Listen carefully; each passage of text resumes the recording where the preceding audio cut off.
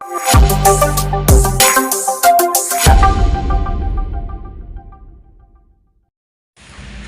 Mass മോട്ടോഴ്സിൽ നിന്നാണ്. ഹീറോൻ്റെ super Splendor വണ്ടി വർക്കിന് കയറ്റിയിട്ടുണ്ട്. ജനറൽ സർവീസായിട്ടാണ്. എൻജിൻ വർക്ക് കഴിഞ്ഞതിന് ശേഷമുള്ള വാറണ്ടി പീരീഡിലുള്ള സർവീസാണ്. അപ്പോൾ നമ്മളതിൻ്റെ ജനറൽ സർവീസിൻ്റെ ഭാഗമായിട്ട് ബാക്ക് ബ്രേക്കിൻ്റെ ലൈനറൊക്കെ ക്ലീൻ ചെയ്യാനൊക്കെ ആയിട്ട് അയച്ചാണ്.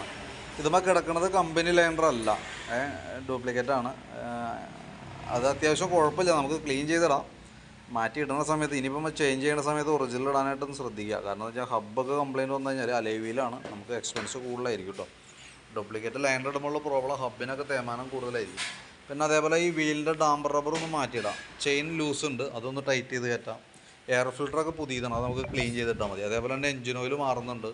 പിന്നെ നമ്മളതിൻ്റെ ഫ്രണ്ട് വീലിൻ്റെ ഭാഗത്തേക്ക് വരുമ്പോഴത്തേക്കും ഫ്രണ്ട് ബ്രേക്കും കൂടി നമ്മളൊന്ന് അഴിച്ച് ക്ലീനാക്കി റീസെറ്റ് ചെയ്യുന്നുണ്ട്. നിലവിൽ വേറെ പ്രോബ്ലം ഒന്നുമില്ല. ക്യാമൊക്കെ ഒന്ന് അഴിച്ച് ഗ്രീസ് ചെയ്ത് റീസെറ്റ് ചെയ്തിടാം.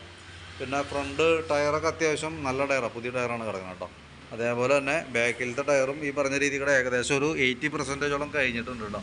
തീരെ മോശം എന്ന് പറയാനില്ല, കുറച്ചും കൂടി ഉണ്ട്. ഏകദേശം ഒരു 80% നമ്മുടെ ഉപയോഗം കഴിഞ്ഞാണ്. പിന്നെ നമ്മൾ സർവീസിനോടനുബന്ധിച്ച് അതിൻ്റെ സ്പാർക്ക് പ്ലഗൊക്കെ ഒന്ന് അഴിച്ച് ക്ലീൻ ചെയ്യാനുണ്ട്. പുതിയ പ്ലഗാണ് കിടക്കണത്, ഒന്ന് ക്ലീനാക്കി റീസെറ്റ് ചെയ്താൽ മതി. പിന്നെ അതേപോലെ ബാറ്ററി ഒന്ന് ചെക്ക് ചെയ്തുകൊണ്ട് 2022 മോഡൽ ആമറോണിൻ്റെ ബാറ്ററിയാണ് വണ്ടിയും ഇരിക്കുന്നത്. അപ്പോൾ നമ്മൾ അതും കൂടി ഒന്ന് ടെസ്റ്റ് നടത്തുന്നുണ്ട്. സർവീസിൻ്റെ ഭാഗമായിട്ട് ബാറ്ററി ടെസ്റ്റ് ഉള്ളതാണ്. അപ്പോൾ അതുകൊണ്ട് കൂട്ടത്തിക്കടെ ചെയ്തു പോകണമെന്നുള്ളൂ. നിലവിൽ എൻ്റെ ബാറ്ററിയുടെ വോൾട്ടൊക്കെ ചെക്ക് ചെയ്യുന്ന സമയത്ത് നമുക്ക് 12.86 റേഞ്ചിൽ വോൾട്ട് കാണിക്കുന്നുണ്ട്. ബാറ്ററി ടെസ്റ്റിലേക്ക് കൊടുത്തിട്ടുണ്ട്, എന്തെങ്കിലും കംപ്ലയിൻസ് ഉണ്ടോ എന്ന് അറിയാൻ വേണ്ടിയിട്ടാണ്. നിലവിൽ ഓക്കെയാണ്, ഇപ്പോഴത്തെ സ്റ്റാറ്റസ് ഓക്കെ ആയിട്ടാണ് കാണിക്കുന്നത് കേട്ടോ. അപ്പം നമുക്ക് ജനറൽ സർവീസുമായി ബന്ധപ്പെട്ട വർക്കുകൾ മാത്രമേ ഉള്ളൂ, വേറെ മേജറായിട്ടുള്ള കംപ്ലയിൻ്റ് ഒന്നുമില്ല. നമുക്ക് അതിൻ്റെ എൻജിൻ ഓയിൽ മാറാം, വീലിൻ്റെ ആ ഡാമ്പർ റബ്ബർ സെറ്റ് മാറ്റാം. അത് മാത്രമാണ് നമുക്ക് പാർട്സ് മാറ്റേണ്ടതായിട്ട് തന്നെ.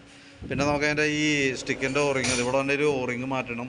അടിയിൽ ഓയിൽ ബോൾട്ടിൻ്റെ അടിയിൽ തന്നെ ഒരു അലുമിനിയം വാഷുണ്ട്, അത് രണ്ടും നമ്മൾ മാറ്റിയിടും കേട്ടോ. കാരണം എന്ന് വെച്ചാൽ അതല്ലെങ്കിൽ നമുക്ക് ഇതൊക്കെ വൺ ടൈം യൂസിങ് ആണ്. റബ്ബറൊക്കെ ചതഞ്ഞാണ് ടൈറ്റ് ആവാം.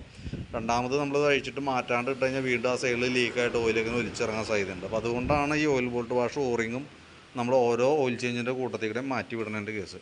അപ്പോൾ ഞാൻ അതിൻ്റെ ഏകദേശം ഒരു എസ്റ്റിമേറ്റ് നോക്കിയിട്ട് അതിൻ്റെ ഡീറ്റെയിൽസ് വാട്സപ്പിലേക്ക് ഇട്ടേക്കാം. വർക്ക് കംപ്ലീറ്റ് ആകുമ്പോഴത്തേക്കും വിളിക്കാം. ഏകദേശം നമുക്കൊരു 6 മണി 5:30-6 മണിയൊക്കെ ആവും തീരുമ്പോഴത്തേക്ക് കേട്ടോ.